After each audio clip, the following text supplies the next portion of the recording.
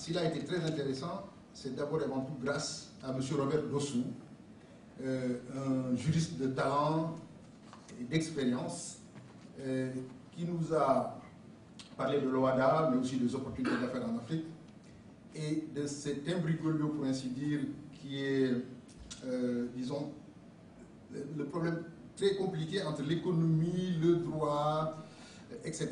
Et le débat a été très, très intéressant. Pourquoi? Parce qu'il y avait des représentants, non seulement du CIMA, des hommes d'affaires, mais il y avait aussi des représentants des ambassades, des hommes politiques, pour ainsi dire, en tout cas des diplomates, des journalistes, et tout le monde a salué l'existence de l'OHADA, mais on a essayé aussi de voir un portable, c'est important, parce que le téléphone portable permet d'acquérir, enfin, d'obtenir des informations, mais de susciter aussi des choses encore plus importantes, des rébellions par exemple.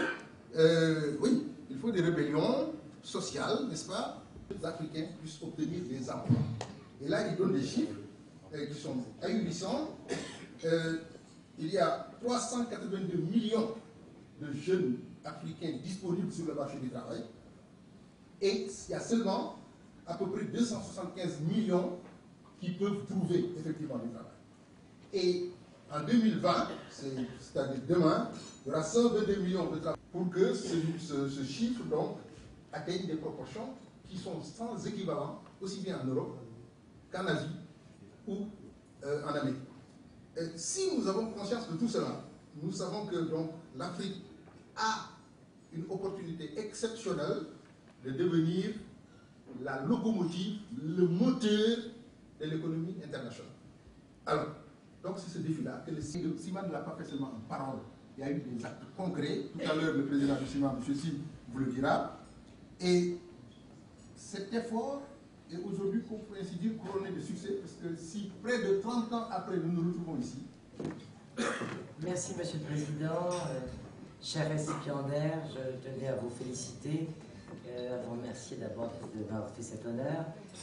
D'abord parce que votre pays est un pays que j'aime beaucoup, et je dois dire que votre activité dans le domaine de la forêt est une activité particulièrement importante qui a été au cœur des différentes négociations et des récentes négociations sur l'environnement. C'était Rio, je crois, plus 15 ou quelque chose comme ça.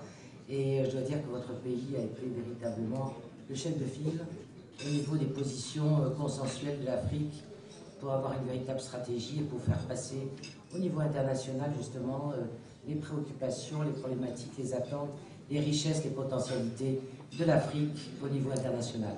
Donc véritablement je vous félicite et vous remets avec beaucoup de plaisir et beaucoup d'honneur aussi ce prix. Je vous en remercie.